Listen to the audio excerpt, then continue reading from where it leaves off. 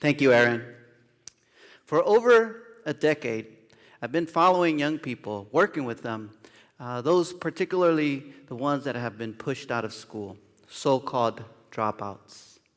And as I follow them around through the courtroom, at schools, on the street corner, at community centers, at the park, I've come to the realization that they're going through what many of us call the school-to-prison pipeline.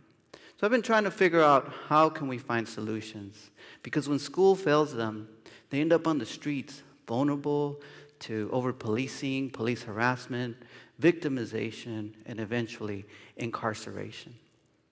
Now, when you look at a picture like this of young people who are out on the street corner, up to no good sometimes, one of them, he has a Hennessy bottle in his hands. He's 14 years old on a school day. The other one has a blunt in his mouth. Some people might think, well, these are substance abusers. Other people might think they're gang members. Others might think they're thugs or delinquents. All deficit labels. But when I hang out with these young people, I don't see the deficit. I see assets. I don't see these young people as risks. I see them as at promise. For a long time now, I've been trying to reflect on why is it that I work with young people like this. Part of the story has to do with me being very similar to them. You see, I grew up without a father, in dire poverty, mother on welfare. By the time I was 15 years old, I had been incarcerated 3 times for 3 different felonies. I dropped out of school. I remember, man, standing on street corners while guys did drive-bys in my neighborhood, and I would put my arms up, waiting to be killed because I was suicidal. I was fatalistic. I had nothing to offer the world, and the world had nothing to offer me. The reason I'm here today, and the only reason I'm here today, is because someone tapped into my soul. Someone reached out to me, believed in me, and gained my trust. This person was my teacher, Miss Russ. Miss Russ was the kind of teacher that was always in your business. She was the kind of teacher that if you weren't in school, she would ask all the girls, "Where's Victor?" That if you weren't in school, she would ask all your homies. She would even drive on Sunday morning to your house, knock on your door, talk to your mom, and my mom didn't speak much English. Miss Russ didn't speak much Spanish. You could imagine the conversation. Miss Russ would say, "Señora, Victor hasn't been in school. I'm worried." "Sí, maestra. Sí, maestra." "Señora, do you want Victor to fail?"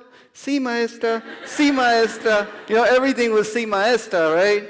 And Miss Russ was wasting her time, do you think? No, she understood something very fundamental, that human connection has no language.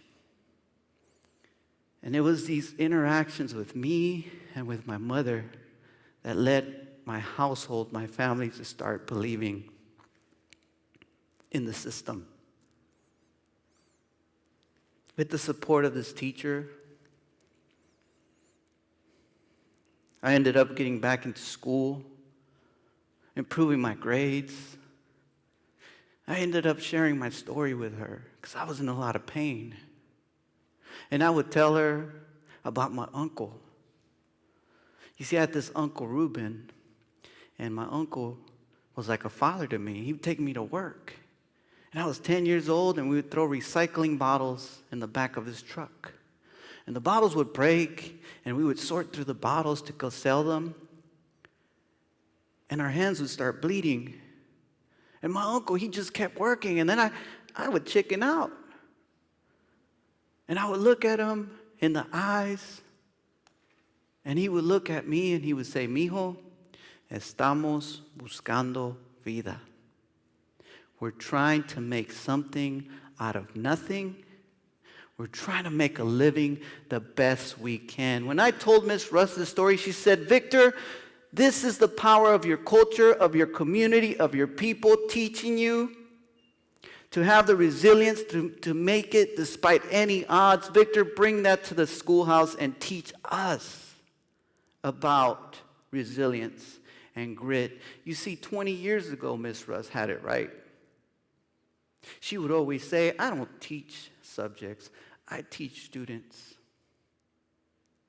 She would always say that the value and the strength came from students, that the educators had the responsibility to earn the students' respect and permission to teach them.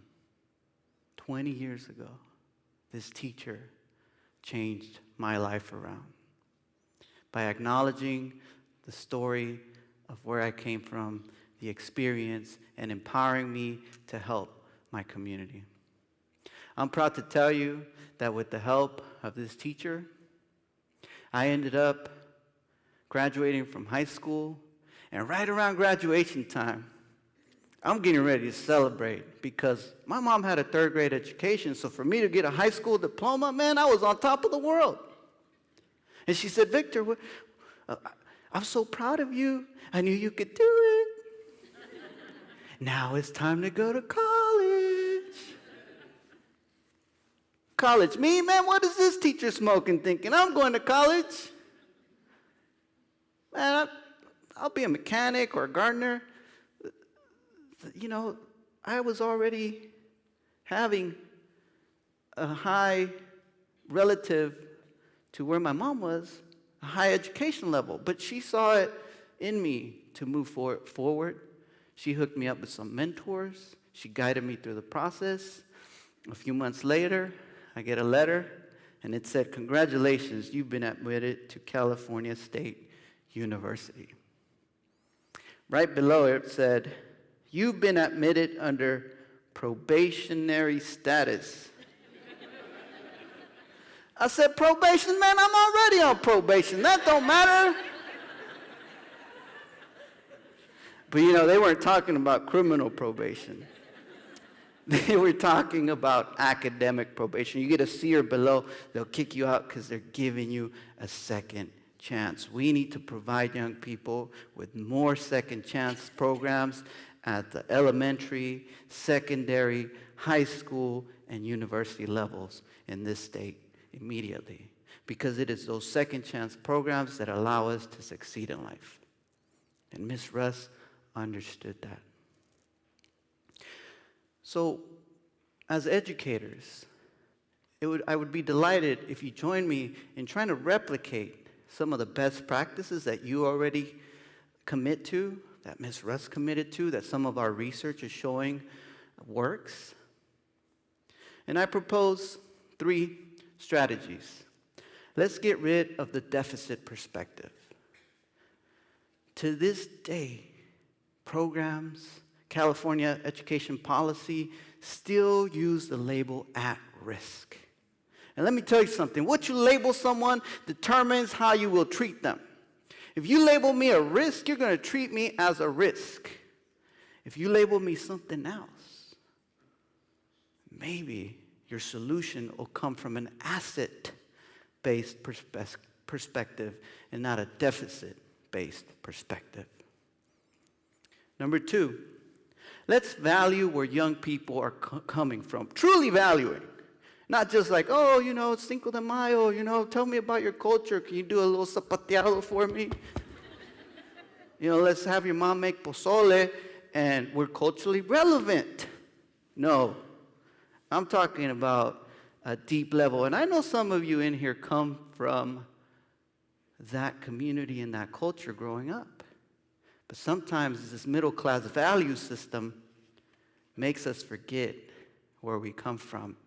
And we end up colliding in a class war between the middle-class value system and the working-class culture that has a lot of value to it, but when the student walks in, we devalue it. So let's value young people's experience and culture. Finally, let's provide emotional and material resources to young people. The material is simple, right? a job opportunity in the summer. I've worked with some of the young people that are most street life oriented, that are alleged gang members. And when I provide a little incentive system, 40, 50 bucks a week, even the ones that are considered the most active in the gang life, they start to reduce their street action and participation, the putting in work. So we know that material resources work, but also emotional resources are crucial. For us to let them know that we believe in them. That's crucial. For us to open the classroom, to open our hearts up to them, to open the schoolhouse up to them. My students and I, along with my wife, Rebecca, who's here in the audience, we met 20 years ago, by the way. We both were teaching at a middle school, and the kids set us up on our first date. And it's full circle, right? We were working with kids, we wanted to help kids, and we continue, both of us, to try to help young people out throughout the state and the nation. And we do a lot of research together, and we found that Latino students in particular, but working class students in general, thrive more on emotional support than on other forms of support, like informational support.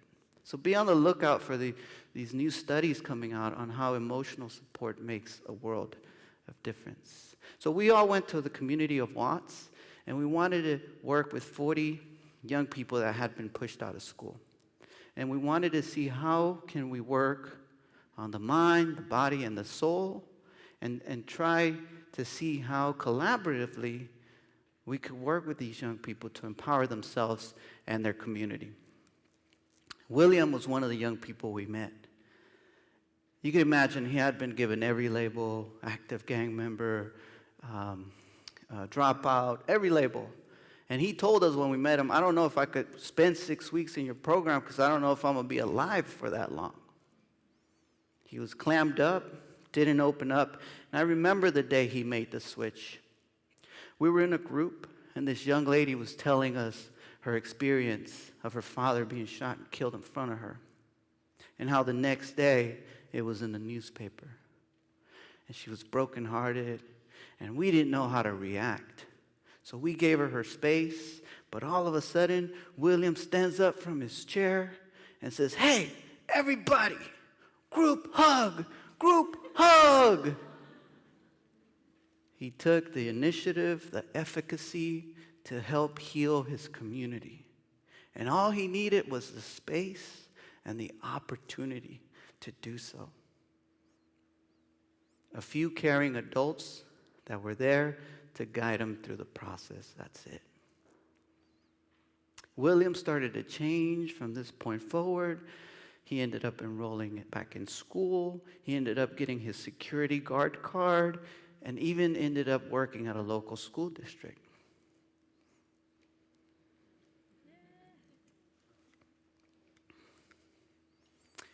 And it's young people like William that I know I continue to be passionate about working with, because you can see the immediate transformation sometimes. Sometimes you don't know. Sometimes it'll take 5 years, 10 years, 15 years before a young person changes. But it's beautiful to see them flourish also within a week's time. When I was this little, I told myself, man, school is not for me. Why do I want to go to school if it's not helping my mom pay the bills? I remember going hungry. And I remember seeing my mom cry because she couldn't feed her kids. And I tell myself, man, I don't want to live like this anymore. I don't want to be poor. And I get caught up in the street life, in and out of juvie. In and out of juvie. Bouncing in and out. And that's when it happened.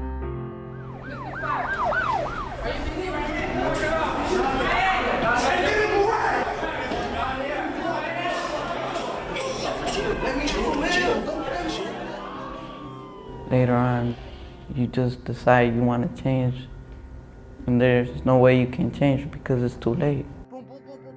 I see Victor in a lot of these young people. You know, he's a person that struggled. That's what you have here. These young people, they must overcome barriers that young people shouldn't have to deal with, period. I just think about the cebollas,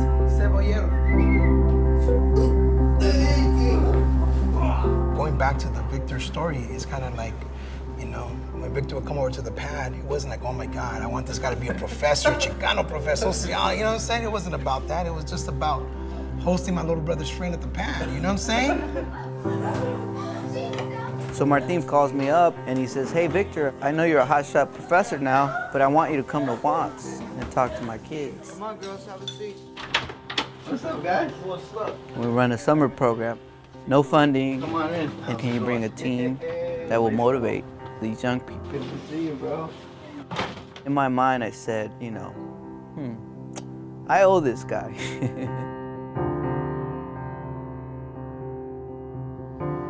You gotta be a rebel sometimes, you know? Don't live and die as a victim. Don't live and die as a victim of what people tell you you're supposed to be. Y'all feel me? You only expect yourself to do this much, but really you can do this much. You're defying society's low expectations, right? Oh, I'm from Compton, I gotta be a thug. Or, you know, I went to this school, so that means I have to drop out. I hardly use the term dropout, I use the term push-out. Dropout suggests that you made a conscious decision to leave something. A lot of kids were pushed out of school and didn't leave school by choice. They just literally closed the doors in my face. They said, you're gonna be 18 already. We will enroll you with the adult school. It breaks my heart to know that it's not possible. These girls and these guys coming in, a lot of them, there's a lot of pain, and as an opportunity to see themselves different. It's like, no, enough. You deserve to be treated with respect. You deserve to go out and get an education. I think it's gonna be an interesting ride, man. I think most important, what you're gonna find, these kids are hungry. They wanna like gravitate to what you gotta offer. Hey man, I can't do this. Let's go with it. That's it, William. 3 feet, baby. 3 feet. In one way or another, I will see young people hit a switch, turn on that light, and just keep moving. There you go, William. Come on, baby. You got it. There you go.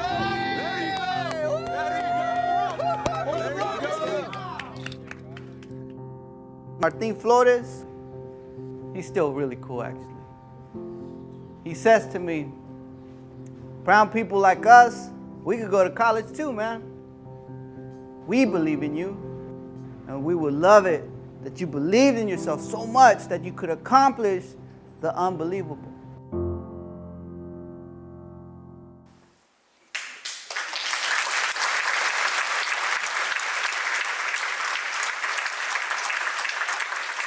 The truth is that marginalized young people already come into the schoolhouse with lots of assets to offer, with lots of values, lots of positive lessons for us as educators and for themselves, their peers, and their community.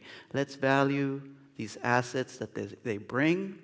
And can you join me in doing what Miss Russ did for me, for many other young people? Miss Russ believed in me so much that she tricked me into believing in myself. Thank you very much. Thank you.